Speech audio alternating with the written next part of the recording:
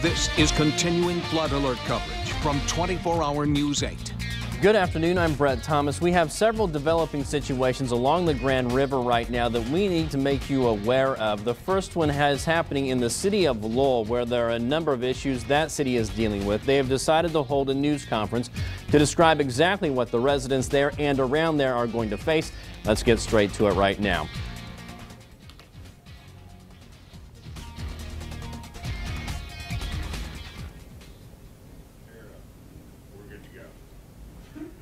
As we continue to wait for the beginning of this news conference where the city of Lowell and the managers there are going to be informing everyone about the day, let's listen in.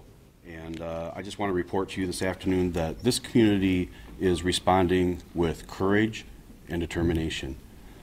People are coming to the forefront. They're helping each other. They're helping their neighbors. They're helping city government. They're helping city crews.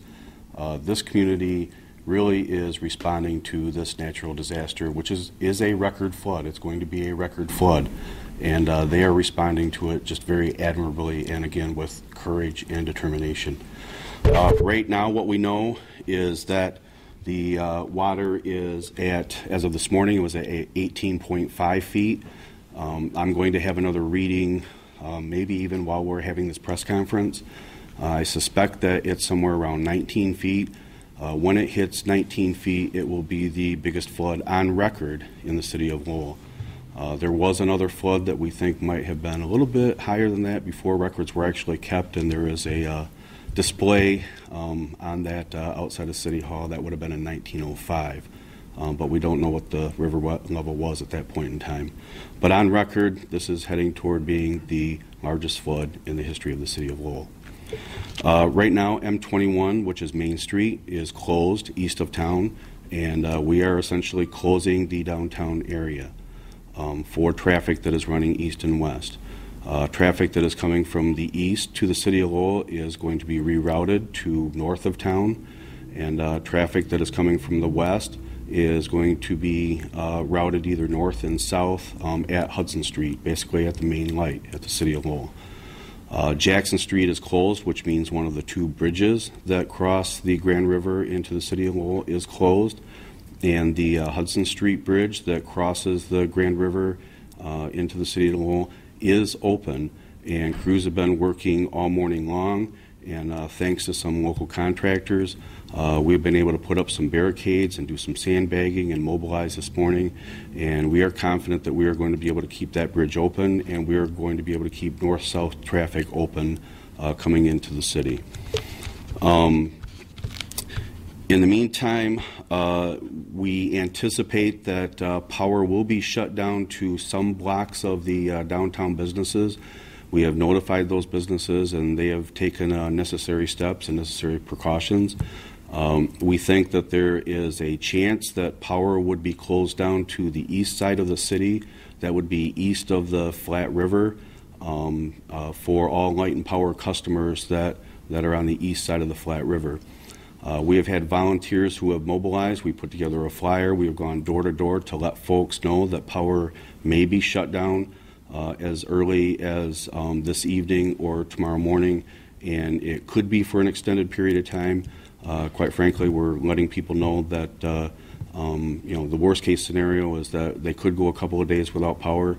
However, at the same time, we do have new projections from the National Weather Service. They've dropped the peak level a half a foot, and that actually could turn things to the better for us in terms of the power outages. But right now, we're warning people and letting people know that there very well could be a power outage on the east side of town.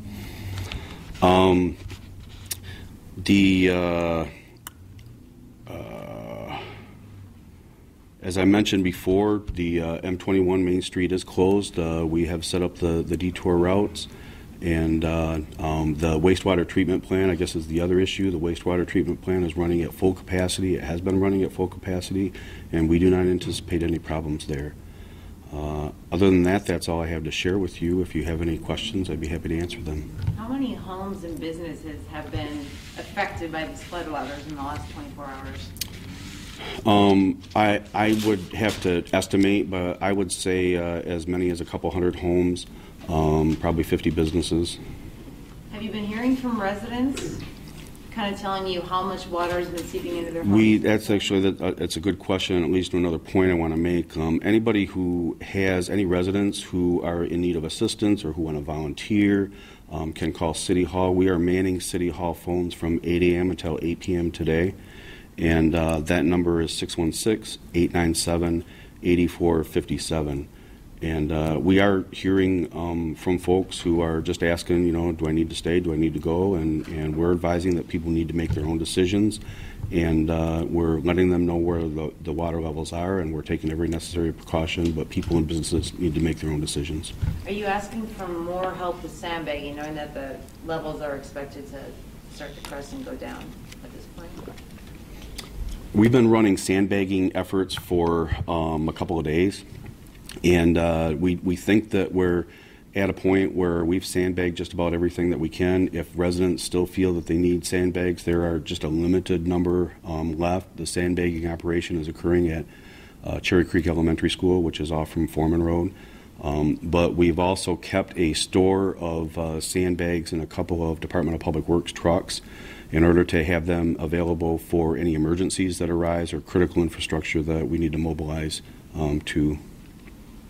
In terms of, heard, I guess, one instance, not here, but of looting, what would you advise people that might have a risk of some point? I know I called the chief earlier, said you haven't incidents at all here, but just in case there is, obviously people I've talked to are already leaving their homes, they're going to go stay with some family or friends out in this area. What would you advise them in terms of leaving their We have homes? already increased our police patrols, and we're continuing to increase our police patrols. The fire department is on standby as well, and our fire folks are out there. So a lot of people are watching the town, a lot of people are watching the neighborhoods and the businesses, and I would encourage people to go elsewhere if they want to engage in that activity.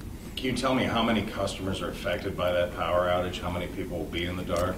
I can't be certain how many customers that might be. I would only be able to estimate, but the estimate might be 300, 400, maybe 500. And how long do you expect to keep the power out for? That depends on the water level. Mother Nature is going to dictate that.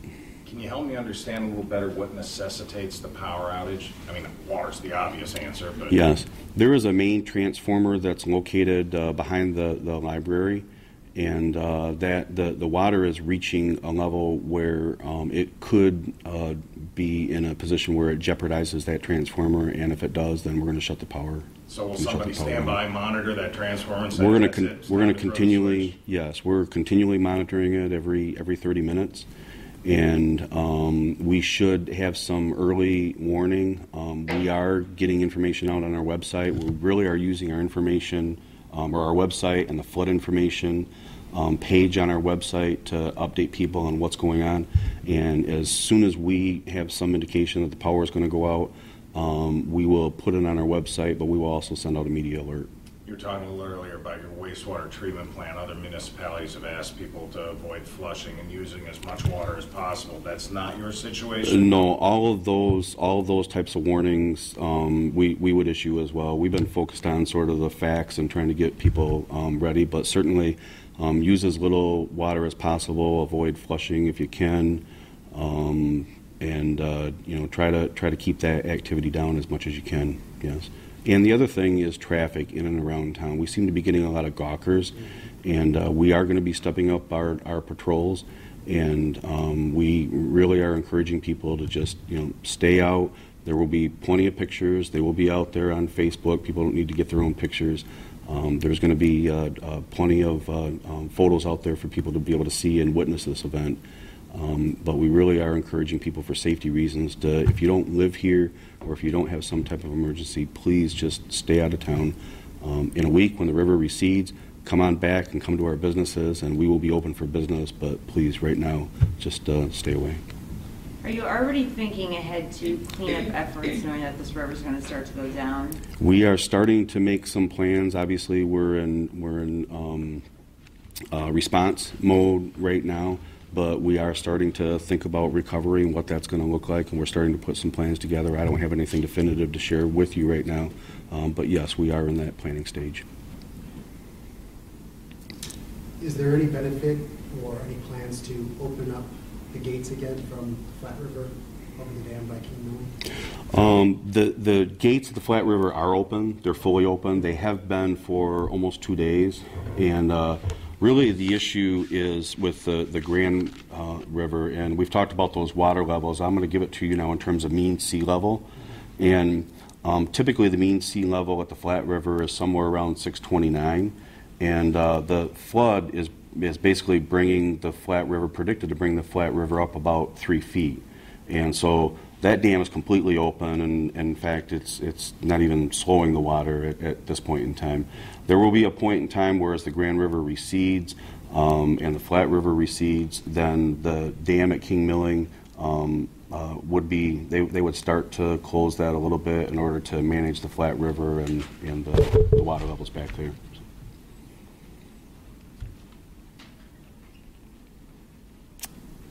Any other questions? Anything else you thought of as you wanted to add? Just to, again, reiterate that this community is responding with courage and determination. And, it's something that we've always known about Lowell, and I think most of West Michigan knows about Lowell. We are the leaders in terms of things like Pink Arrow Pride and some of those other kinds of things. And so it is no surprise at all that people are coming forward and they're helping each other, and agencies are pulling together, public agencies are pulling together, and it's great to see that happening, but it really is something that happens very often in the city of Lowell. You're watching a news